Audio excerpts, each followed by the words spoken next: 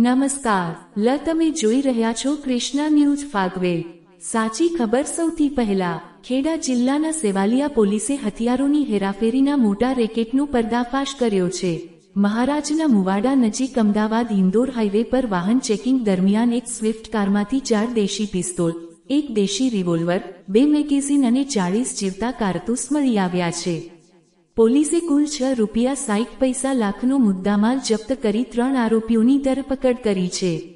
પ્રાથમિક તપાસમાં હથિયારો મધ્યપ્રદેશથી લાવી ભાવનગરના સિકંદર ઉર્ફે સિક્કાને પહોંચાડવાના હોવાનું સામે આવ્યું છે। પોલીસે કુલ 5 આરોપીઓ સામે આર્મ્સ એક્ટ હેઠળ ગુનો નોંધી વધુ તપાસ શરૂ કરી છે।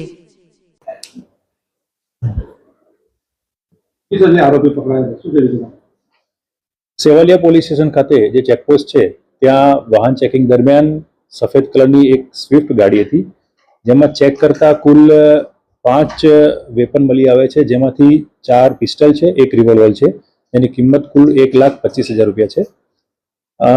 આ જે વેપન છે એમાં ગાડીમાં કુલ 3 ઇસમો આરોપીઓ હતા, જેમાં આશીષ પાટડિયા, શશાંક રાજપૂત અને પ્રવીણભાઈ વાળા।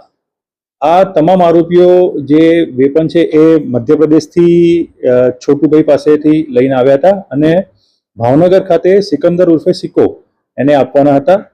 સિકંદર ઉર્ફે સિક્કાનો જો ગુનાહિત ઇતિહાસ જોઈએ આપણે તો એ ભૂતકાળમાં મર્ડર અને રાયોટિંગના ગુનામાં આરોપી છે અને આ જે પકડાયેલા આરોપીઓ છે એ પૈકી જે 2 આરોપી છે, શશાંક રાજપૂત, એના વિરુદ્ધમાં પણ લૂંટના અને મારામારીના ગુના છે અને પ્રવીણવાળા એના વિરુદ્ધમાં પણ ધોરાજી પોલીસ સ્ટેશનમાં લૂંટ, પોક્સો અને મારામારીના ગુના દાખલ થયેલા છે।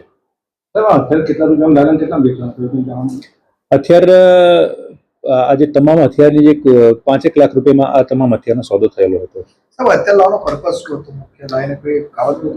હા, આપ જાણીએ છીએ કે જેને હથિયાર આપવાના હતા એ આરોપી છે એને પકડવામાં બાકી છે।